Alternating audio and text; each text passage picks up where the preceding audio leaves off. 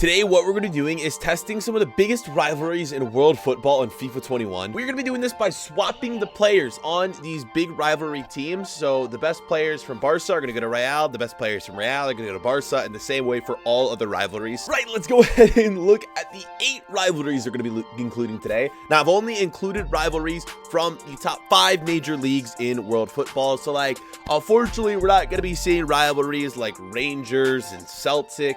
I've only gone from rivalries from the Prem, La Liga, Bundesliga, Liga, and in Serie A. So for the Premier League, we have Spurs Arsenal, we have United and City, and we have Everton and Liverpool. I understand that the United-Liverpool rivalry is probably a bit bigger than the United-City rivalry, but to include Everton in there, we went for Everton and Liverpool, so I hope that's okay with you guys. We have Barca Real, PSG and Marseille, Dortmund and Bayern, AC and Inter, and then Juve and Torino. So let's go check out the teams. What we've done is swap the top 3 players from each team between rival clubs, and we're going to run through all 16 teams right now and show you what their lineups look like after these swaps. So to start, a massive trigger warning to any fans of these clubs, because I don't know how Spurs fans are about to feel about Kane, Son, and Lloris now playing for Arsenal. That is swap number 1. Again, I just have a feeling that there's going to be a massive trigger warning, because I know how emotional people get about their famous or their favorite clubs and all of these famous players being swapped around. But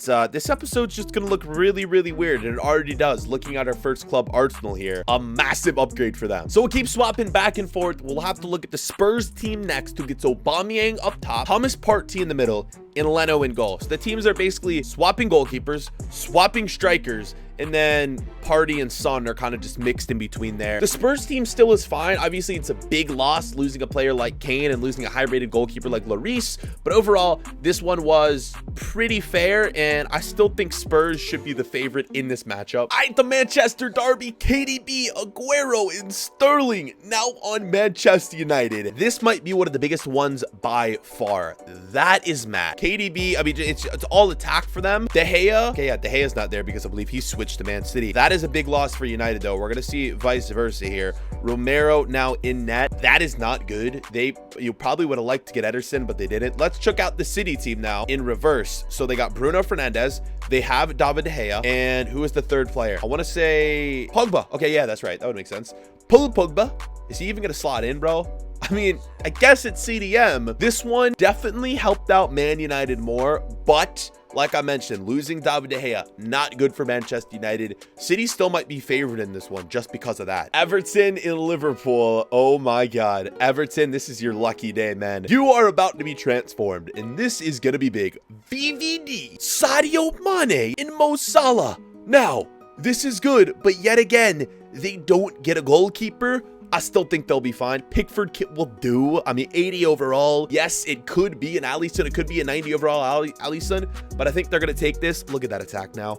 My God. Everton, it genuinely is your lucky day, and this one might be the most triggering because I know a lot of Liverpool fans out there, and seeing these players on Everton, even to me, not as a Liverpool fan, just looks like it should not be there. This should not be happening. Oh my God, what's this Liverpool team about to look like? They have James. They have, I believe Digne was one of them, who doesn't even play because obviously Digne and Allen were the other two. Okay, Allen doesn't play either. Man, this one hurts for Liverpool. Where's Digne? There's Digne. So yeah, Digne will not play at all. Robertson's there. Allen isn't even the best sub, bro. I mean, Thiago still higher rated. James Rodriguez, you can make an argument, doesn't even deserve to be in there, but this team has no other options at right wing.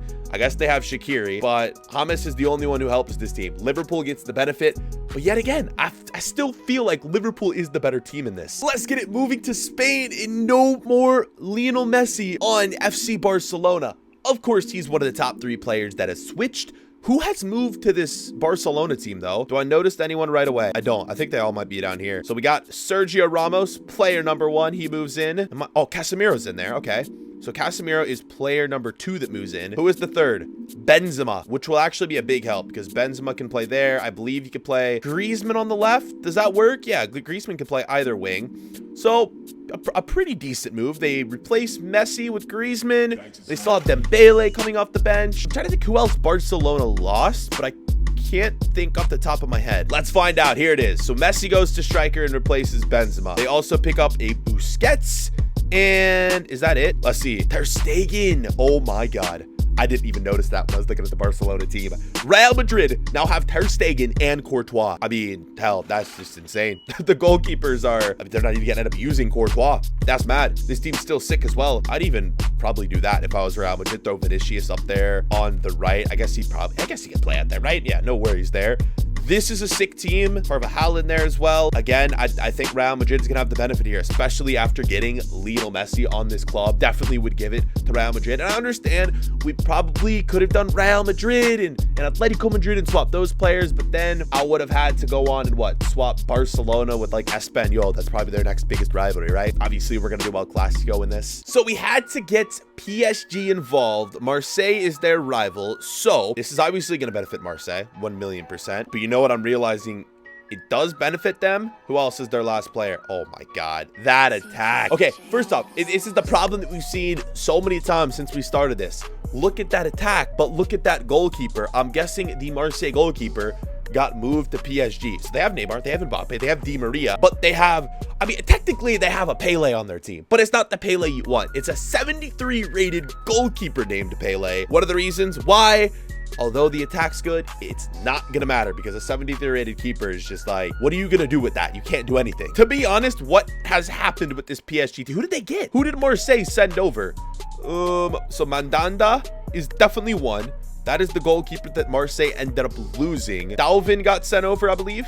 Dalvin, Payet. Oh yeah, Mandanda, Dalvin, and Payet. What am I saying? Those are the three players. It doesn't help PSG, but obviously they're still the better team with that 87 rated goalkeeper. Party, if they have to start Keane, that's not ideal for PSG, but they're still gonna be good. We got 3 rivalries left, not Augsburg, but Borussia Dortmund. We're going for their Klassiker here, so let's see. They're gonna get themselves a big old Lewandowski. They're gonna get themselves Kimmich, and they're gonna get themselves Manuel Neuer. Yeah, Manuel Neuer. Oh my God, this is one that I think is definitely gonna be benefiting Dortmund more than it will Bayern Munich. That team is really good. If I end up, I don't know which team I'm going to end up controlling, but if I do decide to control Dortmund, I think I'm going to want to switch their formation. I'll let the CPU decide what they want to do there, because ideally you want a formation for Dortmund where you can fit both Haaland and Lewandowski in the same starting 11. Okay, so for Bayern Munich, they're looking at Jadon Sancho. Let's throw him in over Serge Gnabry. Did they pick up a striker? Who else did they get?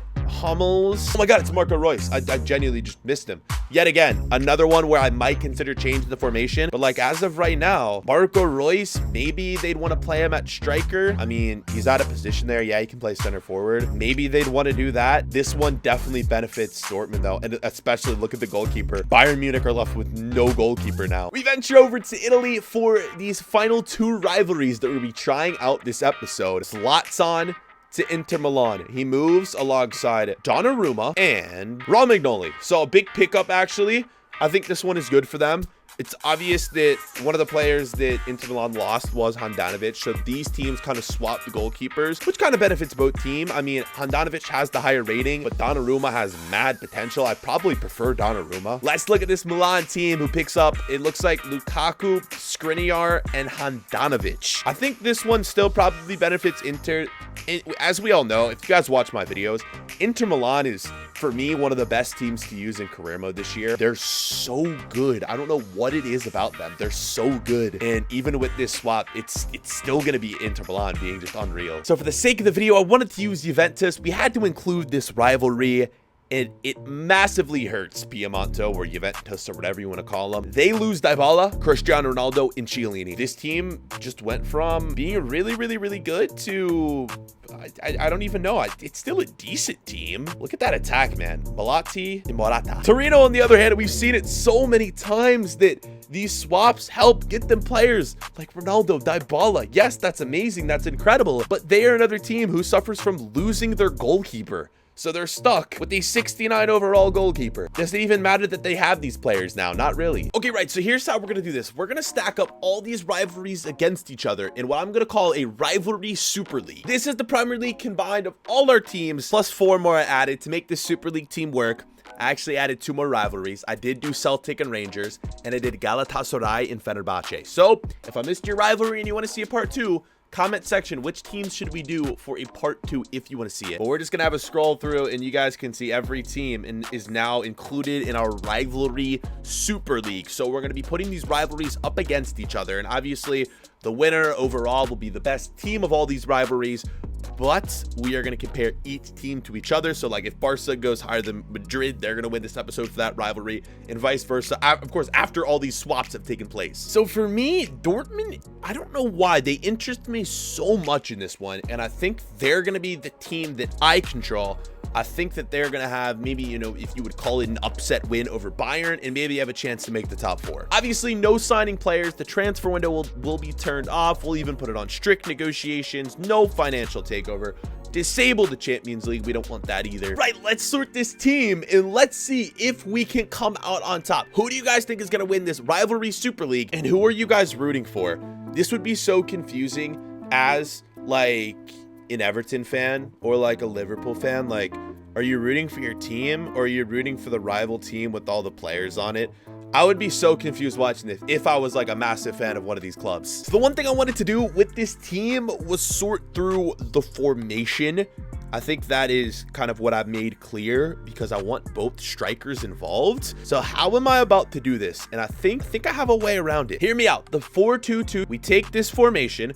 We get to play Haaland and Lewandowski up front. Now, the only thing missing with this team is another cam. For now, we'll throw Reina, but I think I'm going to try to train Hazard to play cam. I think we should be able to do it in a relatively short time, and then the team will be good. One thing this team is missing is a lot of depth, which I'm a little bit concerned with, but I'm hoping it doesn't affect us too massively, and the defense as well isn't the greatest. Right, so the first one we actually need to do is Emre Can. Now, he's going to be our center back for us, but I'd like to actually train him to center back. That one's going to take 4 weeks, so I'll mark that one down.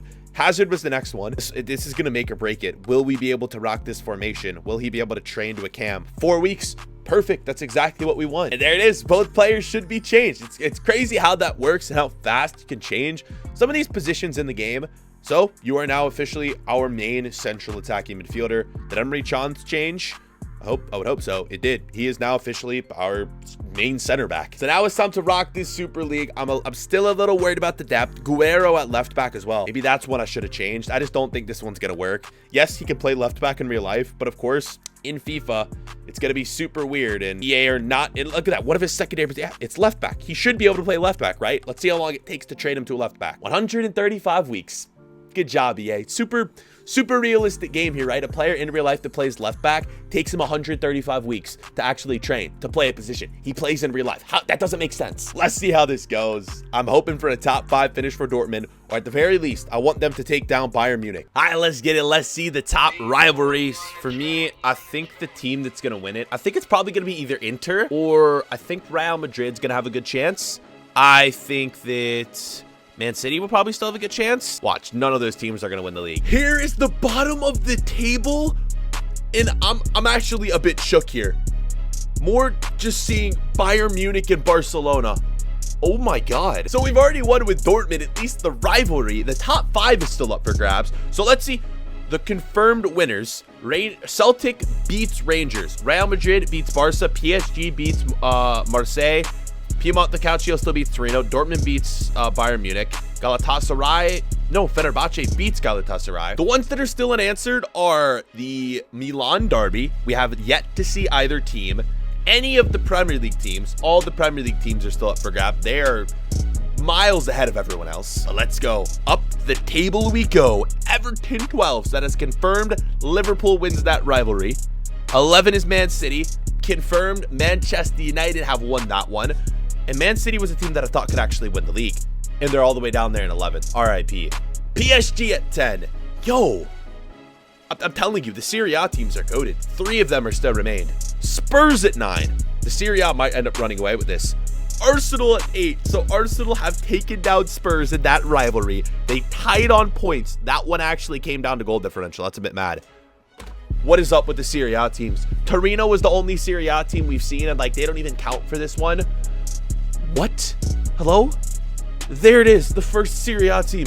AC Milan in 6th place. Piemonte Calcio in 5th place. So it's only Inter now left, and I still think Inter have a chance to win the league. Real Madrid 4. Dortmund might have actually won this. like, genuinely, we might have just won this with Dortmund. Why do I have a feeling they're going to be third? Oh, my God. It comes down to Inter in Dortmund. Oh, my God. I love how Liverpool are still that high up as well after losing Van Dijk, Mane, and Salah. Here we go. This is for the episode. Has our control team won it? No! Oh my God. Yo, I don't know what is up. Inter Milan is the team to use in career mode. They are so good, man. GG's. They're goated. They're actually goated in career mode this year. It's so crazy. After the swap, they take home. Who would have thought, man? Inter Milan win this rivalry challenge, right? Even though, wait, you guys saw me turn off the Champions League? You guys saw me turn off the Champions League. Why is the Champions League still on? You saw me turn it off. This game is so broken. I swear, man. FA Cup, Dortmund wins it. Okay, at least we get one trophy. And yeah, we can just check these out because all of our clubs win it. And look at that, a rivalry matchup in the Carabao Cup final. So we've seen the rivalries play out. Inter is king in this one, but which player out of all the swaps is going to be king? Player stats, Eden Hazard didn't get swapped. Icardi didn't get swapped. Belotti did get swapped.